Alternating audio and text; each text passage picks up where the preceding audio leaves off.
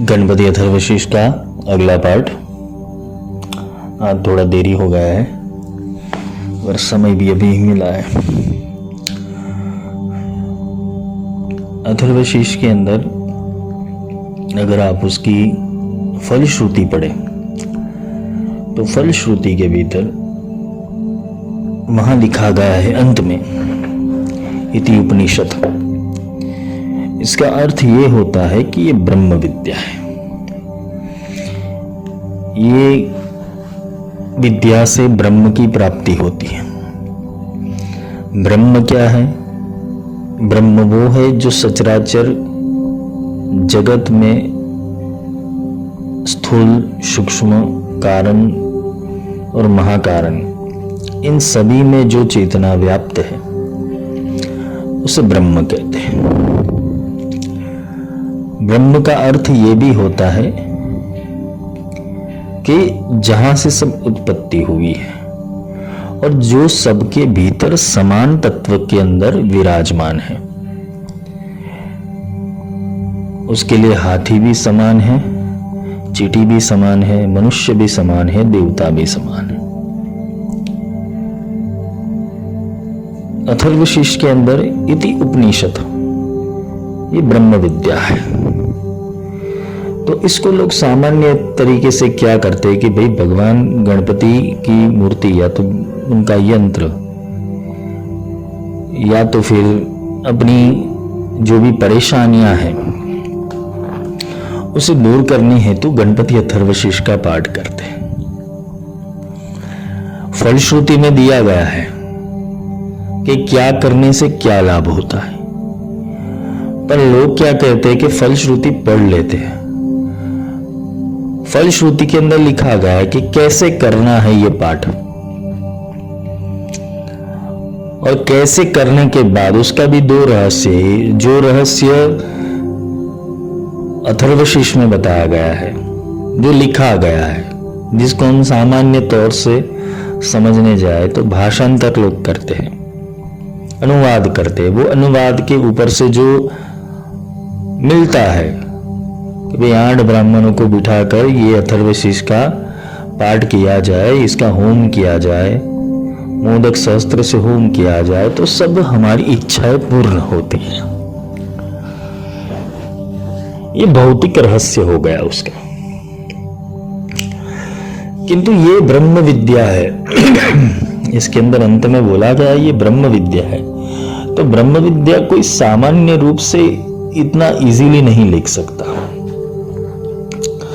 अथर्व को जानने हेतु मैंने आगे के लेक्चर में भी बोला कि अथर्व को जानने हेतु, अथर्व विद्या को जानने हेतु हमें एक सामान्य बुद्धि से, सामान्य मनुष्य बुद्धि से एक बुद्धिजीवी बनना पड़ेगा। मनुष्य के अंदर बुद्धि तो है ही, भगवान ने वहां भर भर के दिया है, लेकिन उसकी बुद्धि उस दिशा में जाती है जहां जाना नहीं चाहिए। अथर्व विद्या उसे मना कर रही कि भाई इस दिशा में मत जाओ, क्योंकि अथर्व में जो लिखा है उस दिशा में अगर बुद्धि का वहन हो जाता है तो तुम स्वयं विनायक हो जाओगे।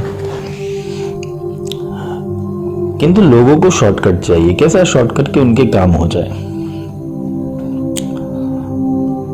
पर हमारी अगर जिंदगी देख ले तो वो जिंदगी के अंदर तुम कितने भी काम कर लो तुम्हारे काम खुटने ही वाले।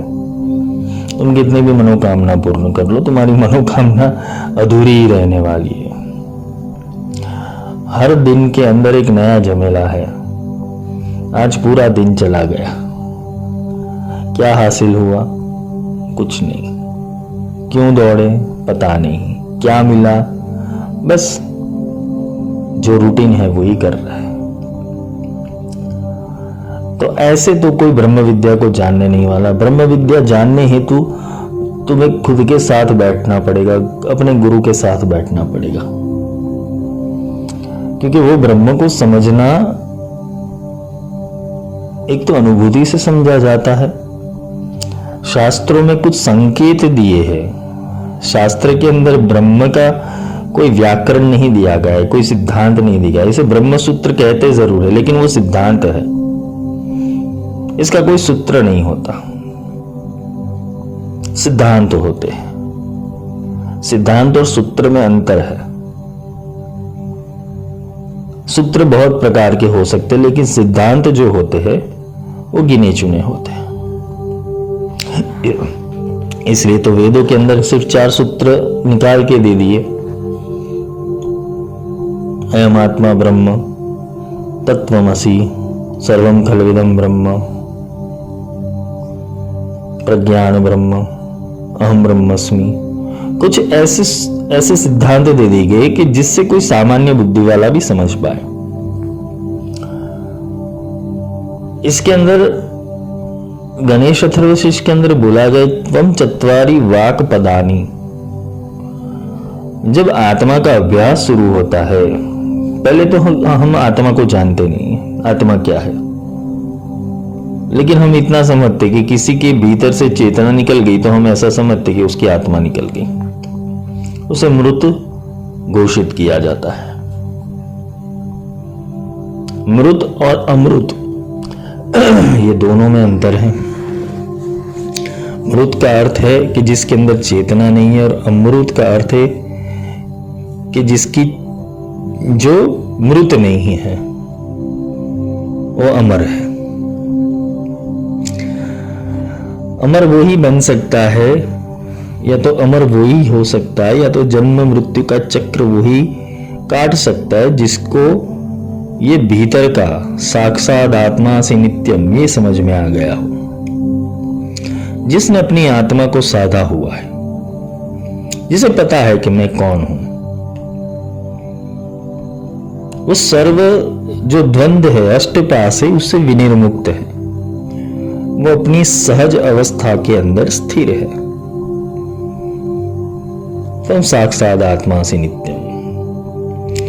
जब वो नित्य आत्मा के अंदर तुम्हारा भीतर प्रवेश होता रहता है, वो चेतना के अंदर तुम्हारी चेतना, तुम्हारा चित्त प्रदेश वो भीतर जाता है, इसके अंदर अथर्व शक्ति के अंदर, तब जाके ये त्वम चत्वारि वाक पदानी का मूल अर्थ समझ में आता है। या तो वो वाणियां समझ में आती है कि आखिर वेद क्या कह रहा है, उपनिषद क्या कह रहा है, तंत्रसार क्या कह रहा है, ऋषियों ने किस भाषा प्रयोजन से ये सारे सूक्त की या तो स्तोत्र की रचना की, तब जाके समझ में आता। ये तो सामान्य भाषा वाला तो यही कर देगा कि भाषांतर कर लेगा, अनुवाद कर लेगा उसका, फिर बाद में क्या आता है, वो दोष देव को देता है या तो अपनी संस्कृति को देता है, लेकिन समझाने वाला सामने नहीं है।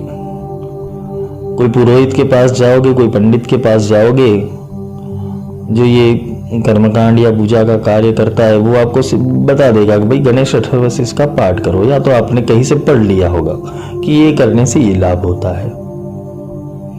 तुम लाभवश कोई स्तोत्र या सूक्त या अथर्व पढ़ रहे हो, तुम उसको रहस्य जानने के लिए नहीं पढ़ रहे हो। इसलिए अवम वक्तारम, अवम श्रोतारम, अवम दातारम, अवम धातारम ये समझ में नहीं आता कि कौन है ये। हम गणपति जी को 10 दिन तो ले आते हैं, फिर वही गणपति जी को जब विसर्जन होता है तो उनको पानी में प्रवाहित कर देते हैं। हमारा गणेश उत्सव संपन्न हो गया। गणेश उत्सव ऐसा नहीं है। वो 10 दिन के भीतर, 9 दिन के भीतर तुम्हारी चेतना तुम्हें व्याप्त करनी है। अथर्व के अंदर यही तो समझाया है कि तुम उस तत्व को जानो, और तत्व को जानने के बाद उसके भीतर उक्रांति करो। जैसे जैसे तुम्हारी उक्रांति होती जाएगी तो अनंत चतुर्दशी के दिन, इसे बोलते कि 14 भुवन से भी दूर वो चेतना तुम्हारी चली जाएगी, अनंत तक चली जाएगी। अनंत चतुर्दशी का अर्थ यही है कि अनंत तक अपनी चेतना ले जाना, वो अनंत को पहचानना, वो अनंत को देखना।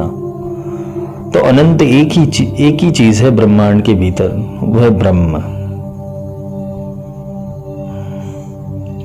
और ब्रह्म जब अपनी संज्ञा तुम्हें समझाने बैठे, ब्रह्म अगर तुम्हारे भीतर प्रवेश करके अपने को समझाने बैठे, तब जाके तुम्हें पता चलता है कि ये कितना अनंत और विशाल है। तब तक सब और सिर्फ सूत्र पढ़ते रहते, तोते की तरह रट्टा मारते रहते। शास्त्रार्थ का तर्क वितर्क हो सकता है, शास्त्रों से तुम्हारा तर्क खिल सकता है, पर अनुभूति से वो तर्क से पार हो जाते हो तुम। इसलिए कबीर ने कहा था कि ज्ञानी के हम गुरु है, मूर्खों के हम दास, जब वो उठाए दंडा कर जोड़े ये दास। ज्ञानी उसे कहते हैं कि जिसने जाना भी है और पाया भी है। जानने में और पाने में अंतर है। लोग जान लेते, प्राप्त नहीं कर पाते, और जिसको प्राप्त हो जाता है उसे जानने की जरूरत नहीं रहती है। किसी को प्यास लगी है, उसने पानी देखा ही नहीं है, समझ लो, एक ऑब्जर्वेशन कर लो, किसी ने पानी देखा ही नहीं है, फिर जब नाम सुना है कि पानी जैसा कुछ है, और जिसने पी लिया है वो पानी, तो वो क्या कहेगा? हाँ ऐसा है, ऐसा ही है। तो प्राप्त करने वाला वही बोलेगा कि ब्रह्म ऐसा ही है, ब्रह्म ऐसा ही है। वो थप्पा लगा देगा, वो निर्गुण है, वो निराकार है, वो चैतन्य घन व्याप्त है। घन का अर्थ है सॉलिड, वो सॉलिड में भी उतना ही व्याप्त है। और अगर उसको देखने जाए, कोई बोलता है कि ब्रह्म दिखता है, क्या दिखता है? ब्रह्म सुनाई देता है, सुनाई देता है। ओम श्रोतारम, ओम दातारम, ओम धातारम, ओम वक्तारम। वो बोलता भी है, सुनाई भी देता है, दिखता भी है। पर ये देखने के लिए, सुनने के लिए और समझने के लिए तुम्हारी दृष्टि खोलनी जरूरी है। अर्जुन ने बोल तो दिया कृष्ण को कि प्रभु आप अपना कृपा करके वो नारायण स्वरूप दिखाए, पर अर्जुन के अंदर वो ताकत नहीं कि खुद देख सकता था, इसलिए वहां सामने गुरु रूप कृष्ण ने उनको दृष्टि दी। तब जाके वो अनंत चैतन्य जो स्वरूप था प्रभु का, वो नारायण का स्वरूप था, वो देखने को मिला। अब जब बात आती है अथर्वशीष की, तो अथर्वशीष के अंदर हम आगे बढ़ते हैं। गणेश के लिए आपको पहले तो जो गणेश का जो रहस्य है, गणपति जी का रहस्य है, उसके लिए आपको थोड़ा बहुत डिटेल में आपको ले जाता हूं। मैंने 7 चक्रों के बारे में बताया था।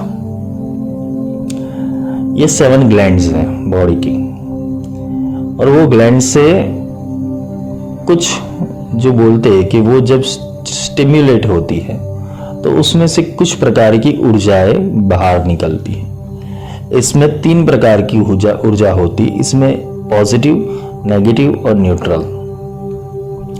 ये तीनों प्रकार की ऊर्जाएं तुम्हारे चक्रों का वहन करती है, और यही चक्र भूत, भविष्य, वर्तमान, ईड़ा, पिंगला, सुषुम्ना, सत्व, रज और तमस, स्वप्न, जागृति और अर्ध जागृति, ये सबके द्योतक है, प्रतीक है। पर जब ध्यान मार्ग की बात करें तो ध्यान मार्ग के अंदर इसको कैसे सुलझाया जाए, ये रहस्य को कैसे सुलझाया जाए, तो इसके लिए एक ध्यान का योग सूत्र जो भगवती की कृपा से मैंने कृति किया था, उन्होंने जो बताया था उस हिसाब से मैं थोड़ा बहुत समझाने की कोशिश करूंगा, और इसमें ही 7 चक्र का जो वर्णन है वो आ जाएगा। हमारे वहां गुरु परंपरा के अंदर कोई शास्त्रोक्त या शास्त्रार्थ का बहुत ज्यादा महत्व नहीं है, हमारे वहां अनुभूति का मार्ग है और उसी मार्ग को हम आगे बढ़ाते हैं, क्योंकि यहाँ परीक्षण होता है। परीक्षण के साथ साथ वो परीक्षण जब खत्म होता है तो आविष्कार पैदा होता है, और वो आविष्कार के अंदर भगवती श्रुति वो साधक के ऊपर कृपा करती है और अपना ज्ञान वो खुद देती है, उसे फिर शास्त्र पढ़ने की जरूरत नहीं है। तो ये थोड़ा डिटेल में है, हम उसे समझते हैं कि ध्यान योग के अंदर पहले तो ध्यान के अंदर हमें ये समझना है, काफी लोग शास्त्र पढ़ के ये बोलते कि मातृका की या तो बीजाक्षर की या तो बीज मंत्रों की कृपा लेनी चाहिए या तो बीज मंत्र से शुरुआत करनी चाहिए। पर आपका अगर लक्ष्य मूल ब्रह्म है, आपको लक्ष्य यही है कि मुझे मूल चेतना को साधना है, तो पहले ये समझ लो कि 52 बाहर की युक्ति सुलझाओ। जो 52 से बाहर है, जो हमारी अक्षरमाला है, अक्षरमाला के अंदर 52 शब्द है, 52 बाहर की युक्ति सुलझाओ कि 52 के बाहर क्या है।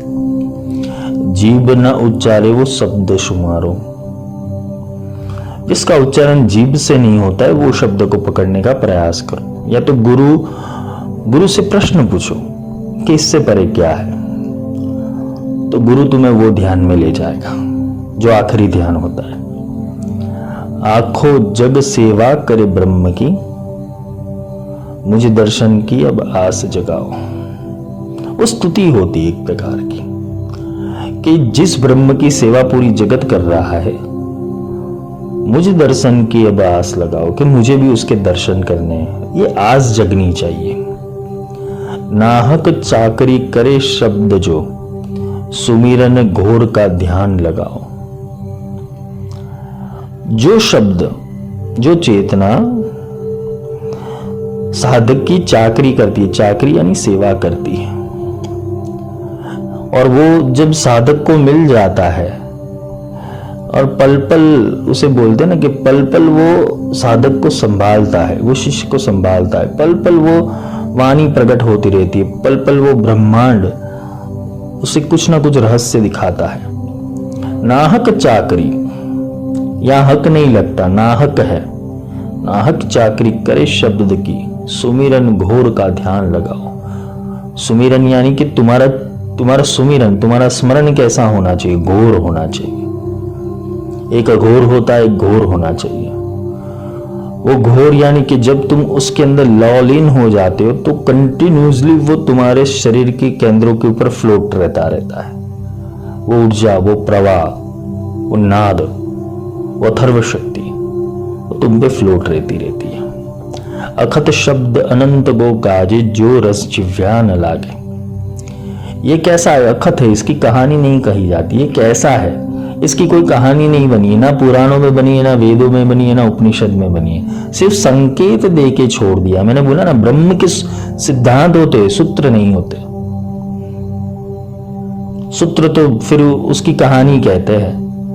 हमने पुराणों में पढ़ा है कि वो निर्गुण ब्रह्म कैसे अवतार लेके सगुण काया के अंदर आके अवतार धारण करके सबके कल्याण किए। चाहे वो नृसिंह हो, चाहे वो वामन हो, चाहे वो परशुराम हो, चाहे वो कृष्ण हो, चाहे राम हो, सबके भीतर एक तत्व है। वो तत्व कौन सा है? अखत शब्द, उसकी कहानी नहीं है। अनंत गो गाजे, इसकी जो गुंज है वो अनंत तक है। तुम जहां जहां चाहोगे वहां वहां इसको सुन पाओगे। पहली बात तो यही है कि जब तुम आंखें बंद कर दो कुछ दिखता नहीं है, ब्लैक ही दिखता है, ब्लैक पट्टा ही दिखता है। आंखें बंद कर दो और कुछ भी कल्पना ना करो, तुम्हें क्या दिखेगा? ये ध्यान मार्ग की बात बता रहा हूं। कुछ नहीं दिखेगा, ब्लैक दिखेगा। तो सुरता लगानी कहाँ है? ध्यान कहाँ लगानी है? इसलिए कबीर ने कहा, देखिए शब्द बिना है सुरता आंधड़ी, कहाँ कहूं को जाए, द्वार ना पावे शब्द का, फिर भटका खाए। तो यहां पे बोले कि जो शब्द अनंत को गाजता है, अनंत तक गाजता है, तुम जहां जाओगे वो तुम्हारे पीछे आएगा। इसे बोलता है राम तुम्हारा जप करे तुम पाओ विश्राम, पीछे पीछे हरि फिरे कहत कबीर कबीर। तो कबीर ने ये तो कह दिया कि हरि पीछे फिरता है, लेकिन कौन सा हरि? हरि का स्वरूप क्या है? तो मीरा ने क्या कहा है हरि के स्वरूप के लिए? पायो जी मैंने नाम रतन धन पायो, वस्तु मूलिक दी मेरे सदगुरु कृपा कर अपनायो। नाम रतन धन पायो, ये नाम मिल गया। कौन सा नाम? मुख से उच्चारण करने वाला नहीं, क्योंकि मुख से उच्चारण कर वो तो पहले से करती थी, बचपन से करती थी, जब छोटी सी तब से करती थी। कृष्ण की मूर्ति लगे कृष्ण कृष्ण तो पहले से करती थी। लेकिन जब रविदास उसके गुरु मिले तो उसके गुरु ने उसको समझाया कि तू जिस कृष्ण की पूजा कर रही है, जिस कृष्ण की साधना कर रही है, वो कृष्ण नहीं है, वो तो एक मूर्ति है, एक किसी चित्रकार की कल्पना, एक मूर्तिकार की कल्पना है। तब उसको रुचि जगी कि सत्य में कृष्ण कौन है। तब जाके ये नामदान दिया। फिर जाके जब उसके अंदर मीरा ने अपनी लौ लगाई तो इतने सारे भजन मीरा ने अपने हिसाब से लिख दिए, वो ब्रह्म की स्तुति करने के लिए, वो ब्रह्म की व्याख्या करने के लिए। यही नरसिंह मेहता ने कहा हुआ है कि अखिल ब्रह्मांड में एक तू श्री हरि, जूझवे रूपे अनंत गाजे। अनंत भास, वो अनंत है जिसका कोई अंत नहीं है, लेकिन वो महसूस तो हो। व्याख्या करने से कुछ नहीं होगा, अनुभूति करने से सब होता है।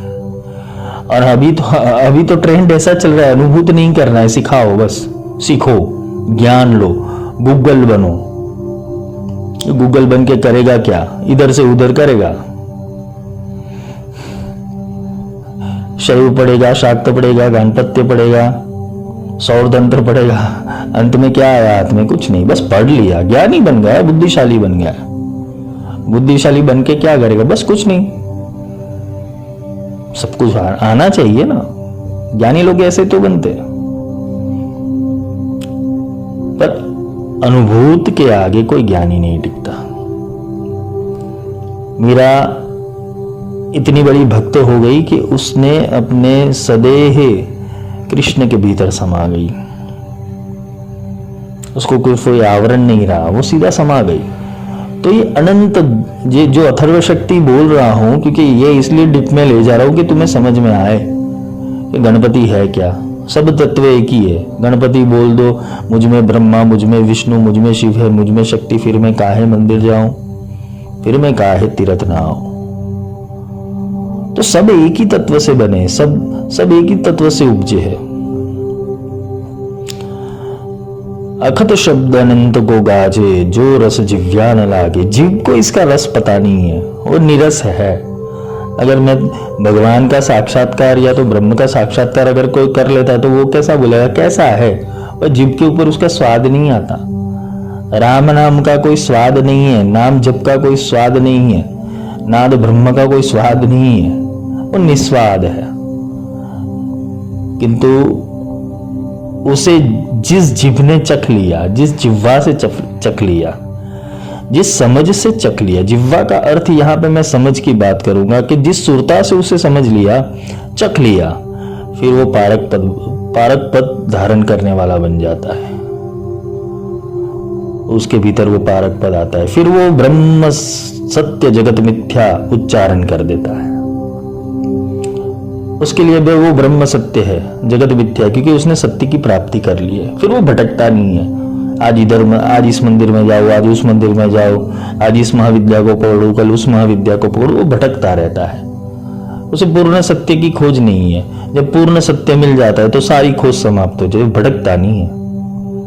भटकता वो है जिसके अंदर लोभ है, लालच है, काम है, क्रोध है, स्वार्थ है। तो जिसको सदगुरु मिल जाता है या तो गुरु मिल जाता है, फिर उसे भटकने की जरूरत नहीं पड़ती, वहां ही सब कुछ उत्पन्न हो जाता है।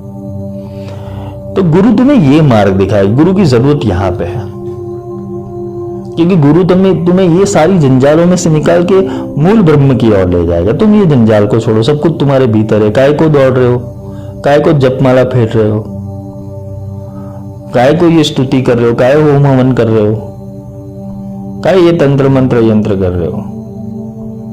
ब्रह्म की प्राप्ति करनी है ना, तो ब्रह्म में लौ लीन हो और ब्रह्म को जानो पहले। 8 प्रहर 64 की बानी दृष्टा होकर गुत्थी सुलझाओ। 8 प्रहर 64 की बानी, दिन के 8 प्रहर होते हैं और ये 64 की बानी दृष्टा होकर गुत्थी सुलझाओ। 64 क्या है? कला। ऐसे तो कला तो बहुत विस्तार में ही है, लेकिन 64 मुख्य कला है जो गुरुकुल में सिखाई जाती है और हर एक की अलग अलग वाणी है। 8 प्रहर 64 की बानी दृष्टा होकर गुत्थी सुलझाओ। इसमें दृष्टा रहना पड़ता है। एक तो साक्षी का अभ्यास करना होता है, एक दृष्टा का अभ्यास करना होता है। तुम्हारे अंदर 4 है, मैं पहले भी आगे समझाया था लेक्चरों में कि पहला तो मन है, दूसरी आत्मा, फिर तीसरा साक्षी, चौथा दृष्टा। दृष्टा होकर गुत्थी सुलझाओ, क्योंकि अगर तुम्हें सब ट्रैफिक देखना है तो तुम्हें दृष्टा बनना पड़ेगा। ब्रह्मांड के अंदर तो इतना सारा ट्रैफिक है और इतने लेवलों के ऊपर तो और ट्रैफिक है, लेकिन जो ऊपर चढ़ गया है, जहां ना पहुंचा कोई, अगर तुमने वहां तक दौड़ लगा दी, फिर वहां ट्रैफिक खत्म हो जाता है, तो फिर तुम दृष्टा हो जाते हो। जैसे एरोप्लेन के अंदर बैठे हो, तो जैसे एरोप्लेन उड़ता है, प्लेन टेक ऑफ करता है, तो तुम्हें थोड़ा सतह के ऊपर सब कुछ दिखाई देता है। फिर थोड़े ऊपर आते हो तो भी तुम पृथ्वी को देख सकते हो। और जैसे प्लेन हवा के अंदर पूरा ऊपर आ जाता है, लेवल के ऊपर आ जाता है, तो सिर्फ बादल दिखते हैं। एक होता है जो टेक ऑफ करते वहां साक्षी आ जाता है, और जब ऊपर चला जाता है और सब कुछ नीचे दिखाई देता है, तो वो दृष्टा है। वैसे ही कुछ दृष्टा की समझ है या तो अनुभूति है।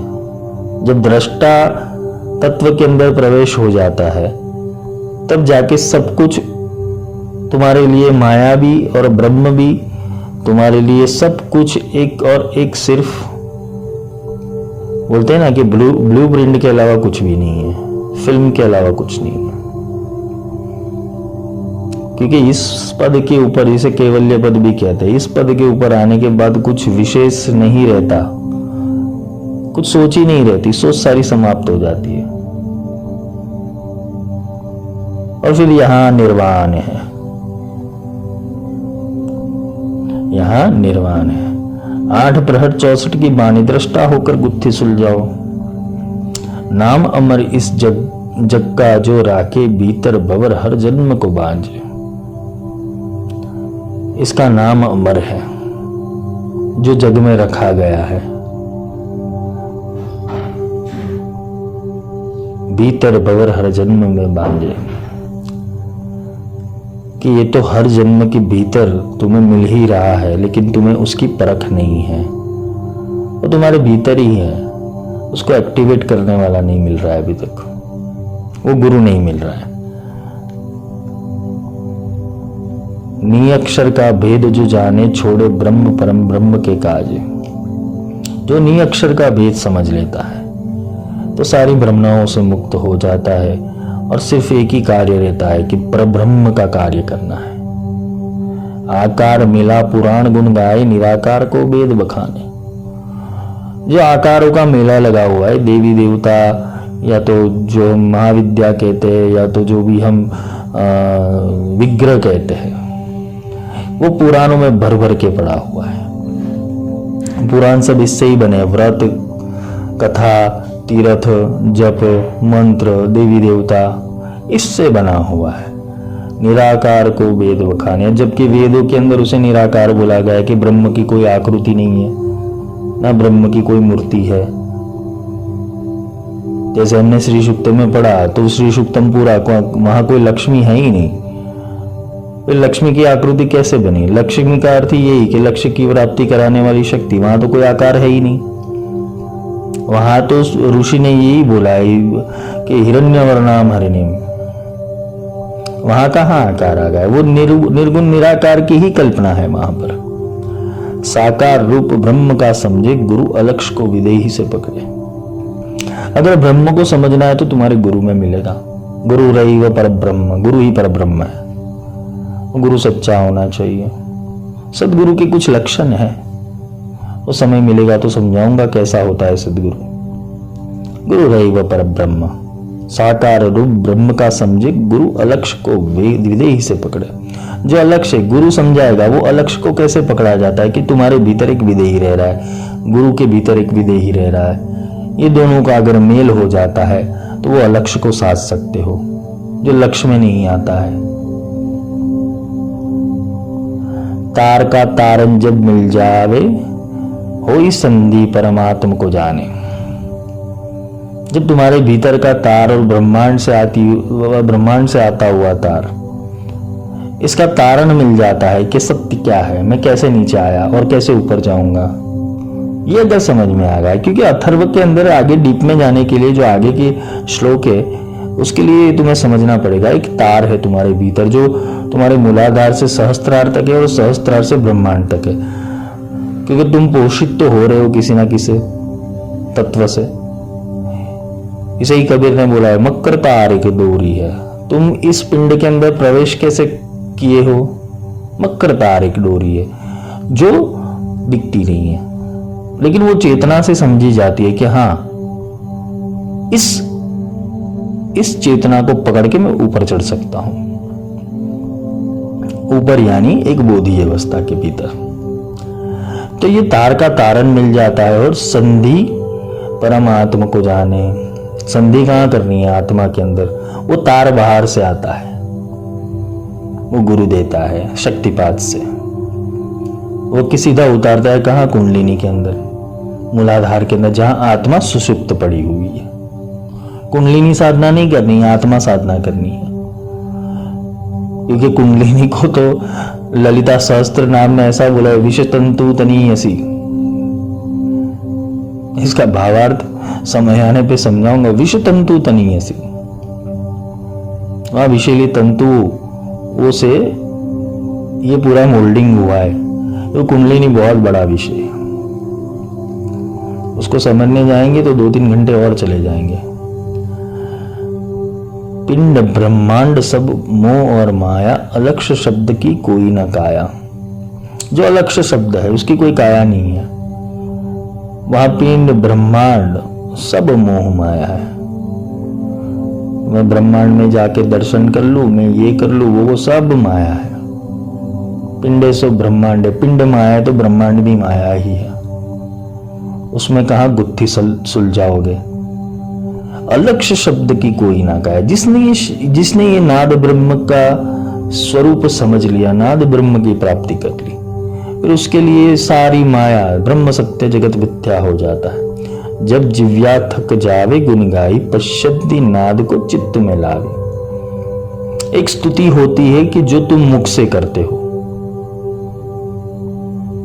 एक स्तुति होती है जो तुम मुख से करते हो, बिना जाने बिना परखे। ना ईश्वर को जाना है ना ब्रह्म से मिले हो, लेकिन स्तुति कर रहे हो पुस्तक पढ़ के। जिह्वा थक जाती है पूरे दिन, सुबह से लेके शाम तक श्री सूक्तम, गणपति अथर्व से सिद्ध कुंजी का सब माला मंत्र ये सब करने बैठ जाते, जिह्वा थक जाती है। गुण गाए, भगवान के गुण गाते गाते जिह्वा थक जाती है। पंचंती नाद को चित्त में लावे। इसके 2 अर्थ होते। एक तो जब पश्यंती पैदा हो जाती है, पश्यंती पर देवता। अगर ये पर देवता तुम्हारे भीतर, या तो तुम उसको समझने लगे, वो तुम्हें समझने लगा, क्योंकि यहाँ दोनों परस्पर आदान प्रदान करते हैं। अगर तुम सच्चे साधक हो तो ये पश्यंती पर देवता तुम्हारे भीतर प्रवेश करता है और वो सारा ज्ञान उद्घाटन करता है तुम्हारे भीतर से। वो ही बोलता है, फिर तुम नहीं बोलते। पश्यंती नाद को चित्त में लावे। जब ये पश्यंती नाद मिल जाता है तो उसका चित्त चिताकाश है, चिदाकाश, वो चिदाकाश का ब्रह्म बहुत बड़ा हो जाता है। जब ये नाद मिल जाता है तो वो सारी ब्रह्मांडीय घटनाओं को साक्षी रूप में देख सकता है, समझ सकता है, ये कैसे हुआ, ये कैसे हुआ, सारे तर्क मिल जाते हैं उसको। बैखरी को सब वेद ने जाना, परा पद्धति सदगुरु सब जाना।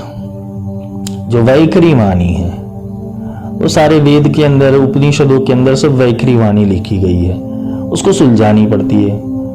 पुराण है, रामचरितमानस है, गीता है, वैखरी में लिखी गई, उसको सुलझानी पड़ती है। जबकि परा पद्धति सदगुरु सब जाना, ये परावाणी कैसी है? परावाणी कैसी है? जो सीधा बोलती है, लेकिन वो जब बोलती है तो किसी समझ में नहीं आता, ये बोलते ये कैसे कैसे बात करते हैं, किस हिसाब से बात कर रहे हैं, किस बुक में लिखा हुआ है, किस शास्त्र में लिखा हुआ है। परा पद्धति सदगुरु सब जाना, क्योंकि वो सिर्फ सदगुरु का विदेही तत्व और शिष्य के भीतर का विदेही तत्व ही जान सकता है। बाकी लोगों के लिए ये मिथ्याचार है, क्योंकि लोग तो शास्त्र पढ़ने वाले हैं। शास्त्रों में कई जगह परा पद्धति का, परा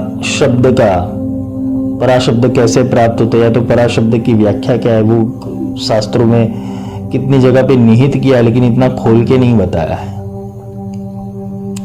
परा पद्धति सदगुरु सब जाना, वो परावाणी तभी जाके उतरती है जब सदगुरु का तत्व जान लिया हो।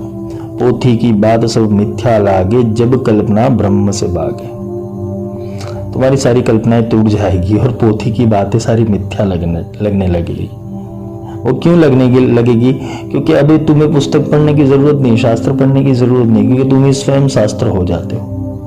ये अथर्व पद्धति का या अथर्व शक्ति का ये तेज है।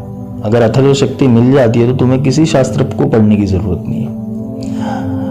अब ये जो आगे की वाणी है उसको बहुत गहराई से समझना कि आसुर दुर्गा माही रहता, छिन्न संशय आत्मा कहता। जिस असुर को तुम पकड़ने की कोशिश कर रहे हो, या जिस असुर को देवी पुराण के अंदर, देवी खंड के अंदर, दुर्गा सप्तशती के अंदर, ललिता सहस्त्र नाम के अंदर, त्रिपुराख्यान के अंदर, ब्रह्मांड पुराण के अंदर जिस आसुरों को मारने की बात की गई है कि वो दुर्ग के भीतर ही रह रहे, वो कुछ बाहर के विषय नहीं है। भंडासुर हो, चंडमुंड हो, शुंभ निशुंभ हो, महिषासुर हो, रक्तबीज हो, वो सारे तुम्हारे भीतर ही रह रहे। आसुर दुर्गा माही रहता। आसुर यानी जिसके भीतर असुरी वृत्ति है, चाहे वो किसी भी प्रकार की हो, काम क्रोध लोभ मोह ईर्ष्या राग द्वेष, ये किसी भी प्रकार की असुरी वृत्ति हो तुम्हारे भीतर ही रहती है। दुर्ग यानी तुम्हारा शरीर, दुर्ग यानी किला, उसे ही शरीर कहते हैं। और 9 दुर्गा वो तुम्हारी 9 शक्तियां हैं, 9 द्वारों की शक्तियां हैं। आसुर दुर्गा माही रहता, छिन्न संशय आत्मा कहता, कि तुम अपने संशय को मिटाओ पहले। आत्मा क्या कहता है? संशय आत्मा विनश्यति, जिसको संशय है वो आत्मा का विनाश हो जाता है। तो अपने संशय को दूर करो पहले। महिष मर्द को दमन कराओ, रावण को भीतर में जलाओ। जो ये महिषासुर है जिसकी बात कहते हैं, महिष यानी जिसे बोलते कि भैंसा का बच्चा, उसे महिष कहते हैं। उसके भीतर अहंकार होता है। महिष मर्द यानी उसका अहंकार। महिष मर्द को दमन कराओ, उसका दमन कर दो, अपने भीतर के ईगो को समाप्त कर दो, अपने अहंकार को मिटा दो। रावण को भीतर में चलाओ। ये रावण भी क्या है? 10 दुर्गुण वाला, जो 10 दुर्गुण जिसने धारण किया हुआ है। दशहरा, 10 दुर्गुणों को हरने वाला, इसलिए दशहरा कहते। रावण को भीतर में जलाओ, अपने भीतर वो रावण को जला दो। राम लक्ष्य को मेद सदाओ, मूर्छा का तुम पवन भगाओ। जो राम लक्ष्य है, मेद सदाओ, वो मेघनाद होता है। वो मेघनाद से तुम्हारा राम और तुम्हारा लक्ष्मण वो दोनों जागृत हो जाते हैं। मूर्छा का तुम पवन भगाओ। लक्ष्मण को मूर्छा लग गई थी, जो बाण चलाया था उससे मूर्छा लग गई थी। फिर संजीवनी बूटी लेने के लिए हनुमान जी गए, सारी कथा हम जानते हैं। मूर्छा का तुम पवन भगाओ। ये मूर्छा क्यों आई थी? क्योंकि लक्ष्मण अपना लक्ष्य भूल गए थे।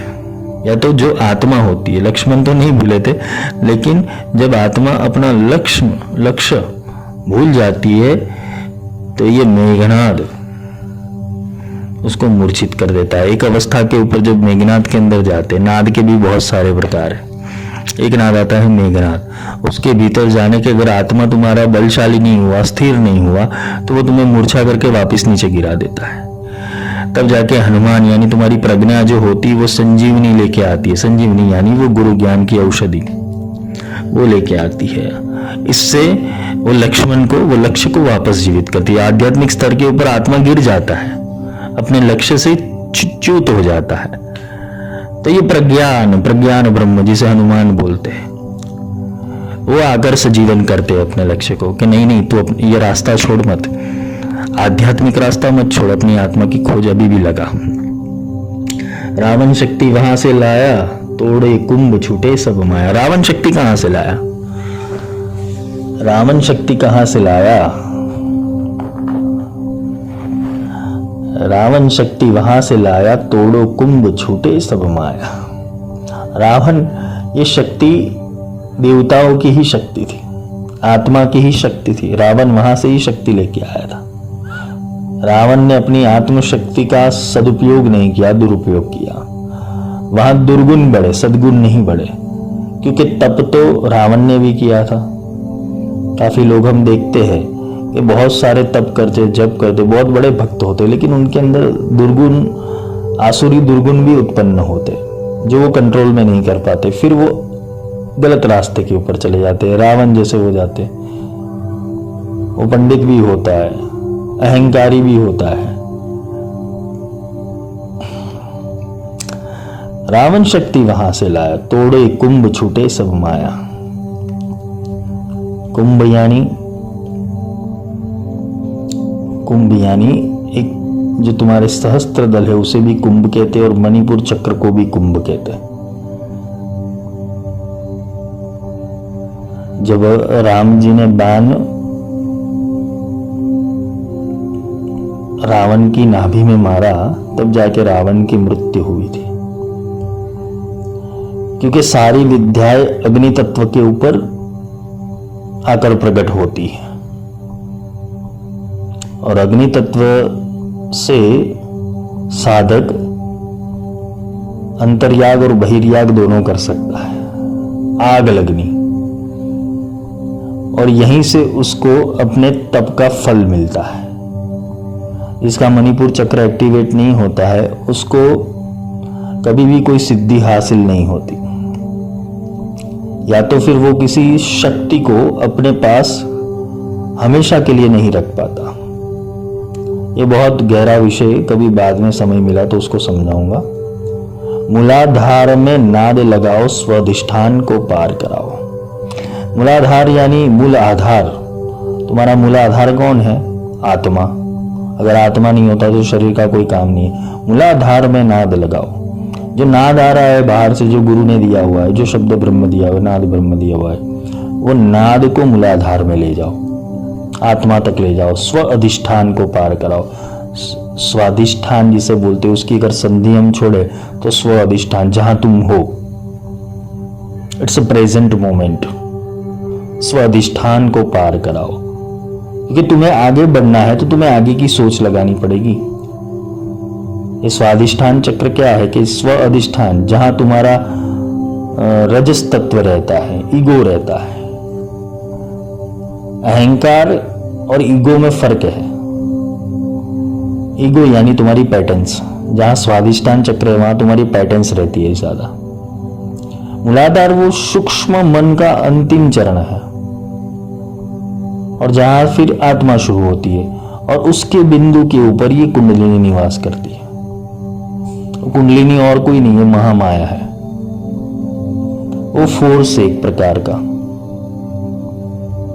वो एथरिक एलिमेंट है। तो मूलाधार में नाद लगाओ। नाद लगाने से क्या होगा कि वो जो सुषुप्त चेतना पड़ी है वो नाद से कंट्रोल हो जाएगी, और कंट्रोल होने के बाद तुम स्वाधिष्ठान यानी कि तुम ऊपर की ओर बढ़ोगे, चक्रों की गति में बढ़ोगे।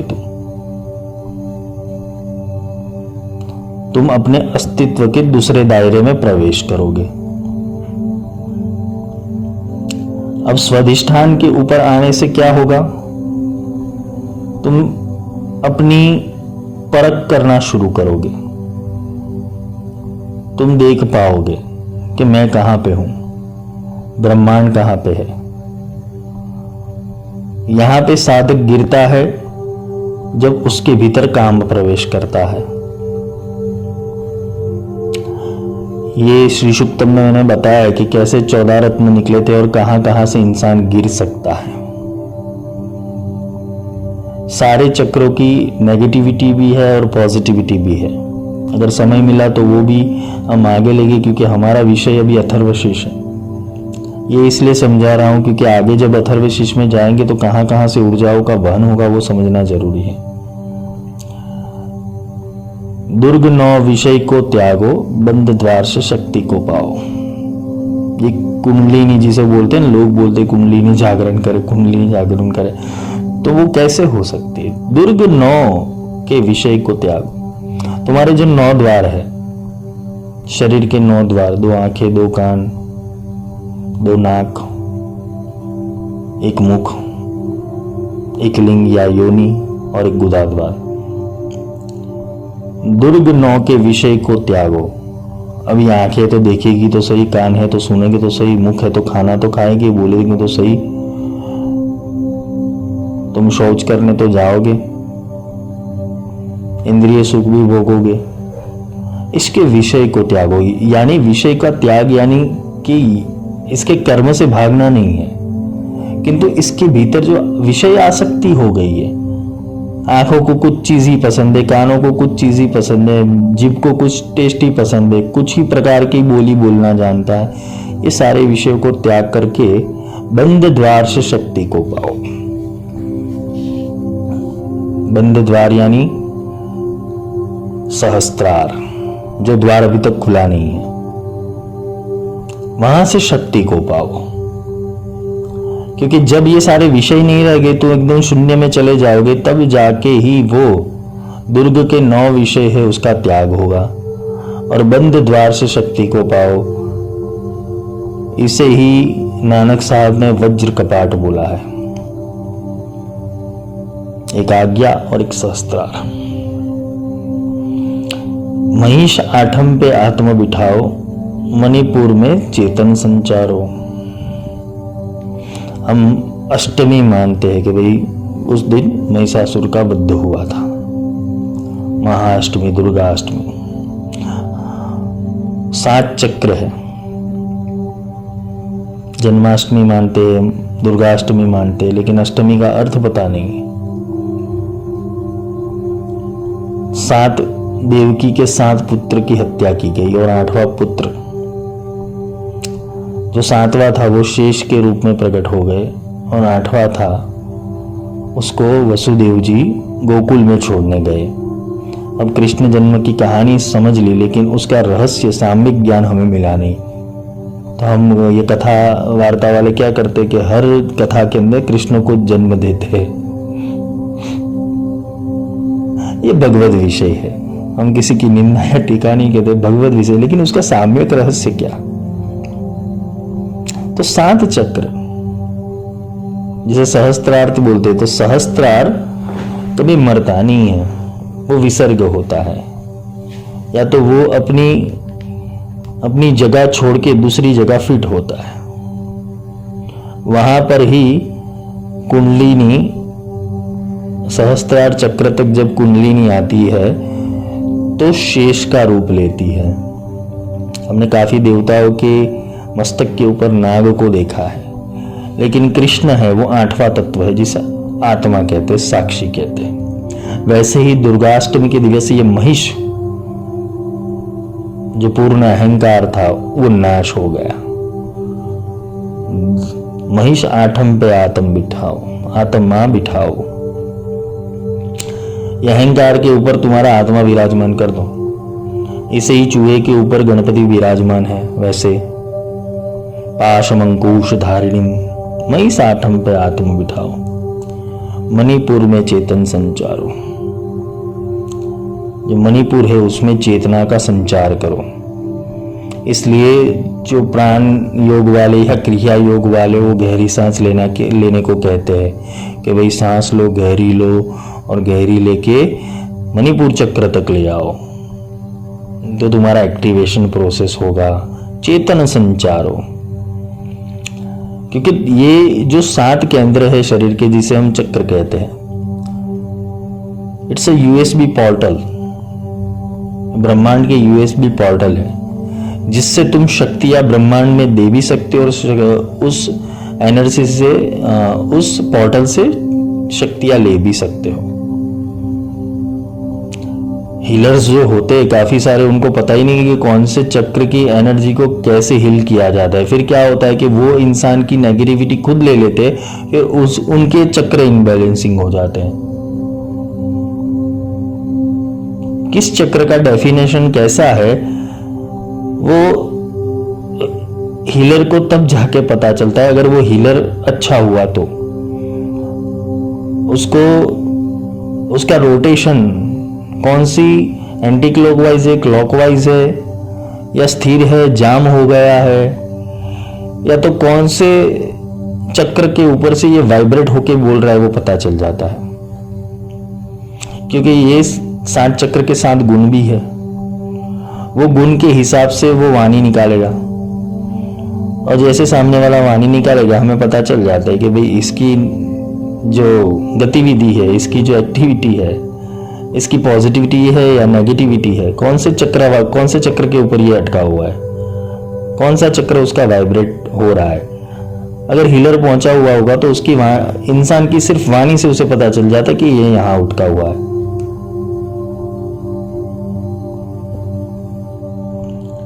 मई साटम पे आत्म बिठाओ, मणिपुर में चेतन को संचारो। केंद्र अनाहत मार्ग मुक्ति का संकल्प को अब लक्ष्य में ले आओ। जब अनाहत चक्र के ऊपर ऊर्जा आ जाती है, अनाहत चक्र क्या है, विस्तरण का है, वायु तत्व है। वायु संकोचन प्रसरण ये 2 होना, जिसे हमारे शरीर के अंदर 5 प्राण है, प्राण, अपान, व्यान, समान, उदान, और ये 5 प्राण के उप प्राण भी है। ये पंचीकरण का विषय है। केंद्र अनाहत मार्ग मुक्ति का संकल्प को लक्ष्य में ले आओ। क्योंकि अगर तुम्हें अब कोई भी इंसान को संकल्प विद्या सीखनी हो, कहते हैं ना, ओम विष्णु विष्णु विष्णु श्रीमद् भगवते श्री महापुरुषस्य विष्णु आज्ञा प्रवर्तमान स्याद अथ श्री ब्रह्मणो द्वितीय परार्धे। ये जो संकल्प करते हो, वो संकल्प को संचित कैसे करना है, या उस संकल्प को ये ब्रह्मांड में फ्लोट कैसे करना है, तो तुम साधक के कार्य हो, यजमान के कार्य हो, या तो जो तुम यंत्र सिद्ध कर रहे हो, या तो तुम किसी साधना के अंदर कोई संकल्प या अनुष्ठान के अंदर संकल्प लेके बैठे, वो ब्रह्मांड के भीतर जाएगा कैसे। ये सोच अनाहत चक्र के ऊपर आकर रुक जाती, क्योंकि अनाहत चक्र होता है वो आंदोलन का चक्र है, वो आह्लादिनी तत्व का चक्र है। अगर इसके भीतर सही ऊर्जा आ गई तो इंसान पल भर के अंदर अपने संकल्पों को पूरा कर सकता है। अनाहत चक्र से उठने वाले जो वाइब्रेशंस होते हैं वो ब्रह्मांड से सीधे जुड़ जाते हैं, इसलिए भगवान ने हृदय यहां पे बिठाया हुआ है, अनाहत चक्र के लेफ्ट साइड पे, चक्र मिडल के अंदर। हृदय काम करना बंद गया तो सब काम करना बंद गया, जीवन मृत्यु हो जाता है, हार्ट अटैक। अनाहत चक्र के ऊपर अगर एनर्जी केंद्रित हो गई अच्छे से तो इंसान हमेशा आनंदमय रहता है और उसके सारे संकल्प भगवती और ये अथर्व शक्ति पूरी करती है, और यही मुक्ति का मार्ग है। केंद्र अनाहत मार्ग मुक्ति का संकल्प को अब लक्ष्य में लाओ। तो तुम्हारा संकल्प कौन सा होना चाहिए? अनंत चतुर्दशी का, अनंत तक जानने का, वो गणपति का त्वमेव प्रत्यक्षम तत्त्वमसि बनने का। विषय शुद्ध से विशुद्ध जगाओ, अपने विषय शुद्ध कर दो। जीवन में विषय शुद्ध, जो प्राप्ति करनी है वो विषयों को शुद्ध कर दो, वो परमात्मा की तरफ ले जाओ। यही कृष्ण ने बोला है अर्जुन को कि सर्वधर्मान परित्यज्य मामेकम शरणं व्रज, तू एक मेरी शरण में आ जा, अपने विषयों को शुद्ध कर दो। जब तक तुम समर्पित नहीं होगे, क्योंकि विशुद्ध चक्र तभी जाके एक्टिवेट होता है जब तुम्हारे भीतर समर्पण होता है, नहीं तो विशुद्ध की एनर्जी अटकी हुई रहती है। और ये विशुद्ध चक्र को शुद्ध करना वो जरूरी है। शस्त्र फन का साप विषेला, विषय शुद्ध से विशुद्ध जगाओ और गुरु आज्ञा में चक्र चलाओ। आज्ञा चक्र कब एक्टिवेट होता है? लोग आज्ञा चक्र के पीछे पड़ जाते हैं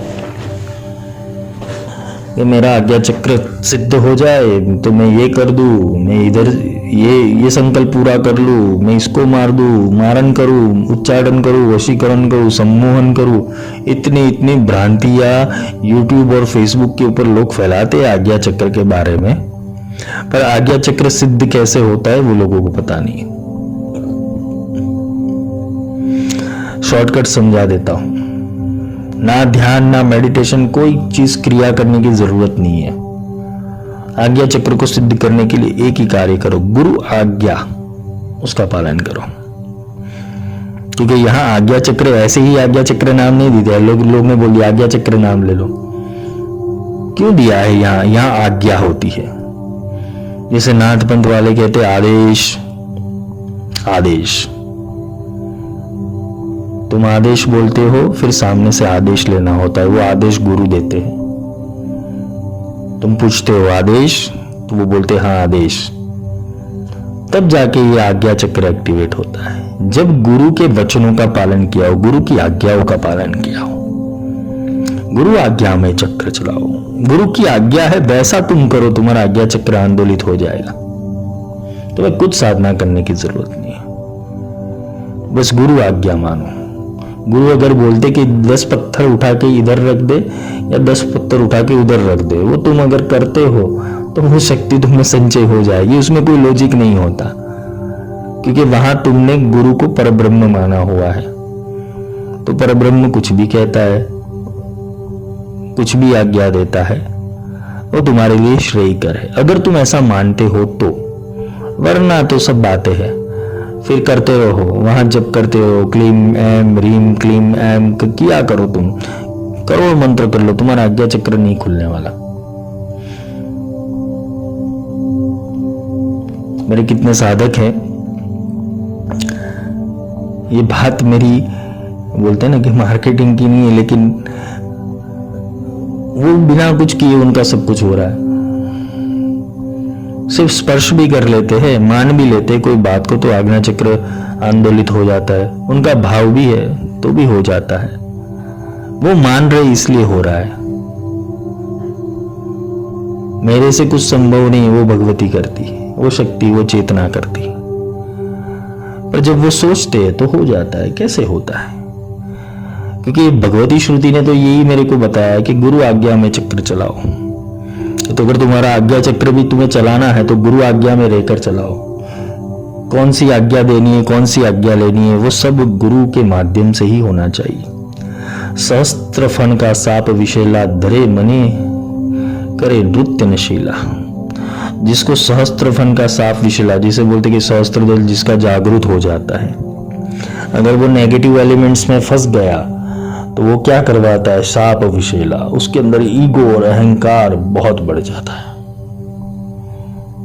क्योंकि वहां कुंडलिनी उल्टी होती है। इसलिए बोला है कि सहस्त्र फन का साप विशेला। ये यहां तक कोई पहुंच जाता है तो वो तो बोलता है कि मैं अहम ब्रह्मस्मि हो गया, यहां आके फंस जाता है। वो खुद को ब्रह्म मान बैठता है, ये खुद को भगवान मान देता है, और साप विशेला है वो। धरे मणि करे नृत्य नशीला। धरे मणि यानी मणि का अर्थ क्या होता है? वो एक अलग प्रकार का औचित्य ज्ञान लेके बैठ जाता है। मणि का अर्थ है कि वो स्वयं प्रकाशित हो जाता है, खुद भगवान बन जाता है वहां पर। नृत्य नशीला, उसके अंदर मद में रहता है, वो अहम ब्रह्मस्मि के पद में रहता है। पर इसको भी नाथा जाता है। कृष्ण ने क्या किया था? गिरधर होकर नाथ नाग नथाओ, शंकर बन नीलकंठ हो जाओ। ये कुंडलिनी है।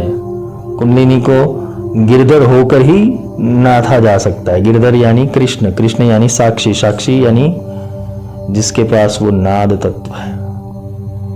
वो नाद के कंट्रोल में रहती है और किसी के कंट्रोल में नहीं रहती। नारायणी नाद रूपा, नाम रूप विवर्जिता। वो मूल तो नाद रूपी है। उस शक्ति को नारायणी कहा गया है। नाम रूप विवर्जिता, अनेक नामों से पूजी जाती है, पहचानी जाती है।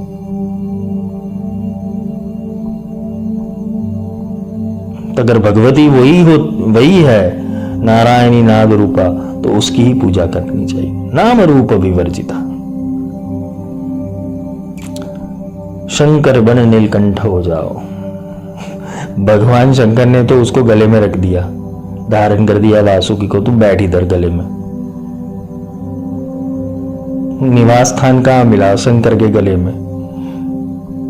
शंकर बन नीलकंठ हो जाओ। वो विष को पीना आना चाहिए। ये संसार के विष है ना, विषयों के विष, उसको पीना आना चाहिए और भक्ति में और ध्यान में लीन होना आना चाहिए। तब जाके समाधि शंकर जैसी लगती है। वरना तो 5 मिनट बैठे नहीं, भगवान कृपा कर दे, भगवान ये दे दे, भगवान दुख दर्द कर दे। भगवान भी क्या करे? भगवान बोले रहने दो, मेरे को समाधि में बैठने दो। इसलिए गणानां त्वाम गणपति गुम, गुम है वो ब्रह्म है। तो विनायक बनना है पहले। मूलाधार चक्र से अगर तुम्हारे जर्नी शुरू करनी है तो विनायक बनना पड़ेगा। त्वम मूलाधार स्थितोषि नित्यम। तुम्हारा मूलाधार गणेश जैसा होना चाहिए, तुम्हारी नींव गणेश जैसी होनी चाहिए, तुम्हारे विचार गणपति जैसे होने चाहिए, तुम्हारी शक्ति गणपति जैसी होनी चाहिए। तब जाके तुम्हारी साधनाएं सफल होती है। वरना तो लोग कर रहे, करने दो, मिल भी रहा है, मिलने दो, पर जो मूल है महागणपति, तो तभी जाके प्राप्त होते जब तुम मूलाधार स्थितोषि नित्यम, तब तुम अपने मूलाधार पे टिकना शुरू कर दो, आत्मा के ऊपर टिकना शुरू कर दो। क्योंकि शरीर का मूलाधार तो वही है, वो केंद्र, आत्मा का केंद्र भी वही है।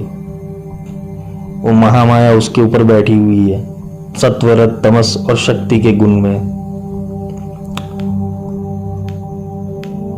तो गणपति अथर्वशीष के अंदर आगे बोला है, अष्टो ब्राह्मण ग्रह सम्य ग्राहित्वा सूर्य वर्चस्वी भवति। उसका जो आगे का श्लोक है हम थोड़ा ये समझेंगे, लेकिन इसकी फलश्रुति में बोला गया है कि 8 ब्राह्मणों को इस उपनिषद का सम्यक ग्रहण करा देता है, वो सूर्य समान तेज से संपन्न हो जाता है। ये 8 ब्राह्मण कौन है? अष्टो ब्राह्मण ग्राहित्वा सूर्य वर्चस्वी भवति। 8 ब्राह्मण और कोई नहीं है। जो तुम्हारे अंदर ब्रह्म के केंद्र है, ब्रह्म की चेतना के केंद्र है, वही 8 ब्राह्मण है।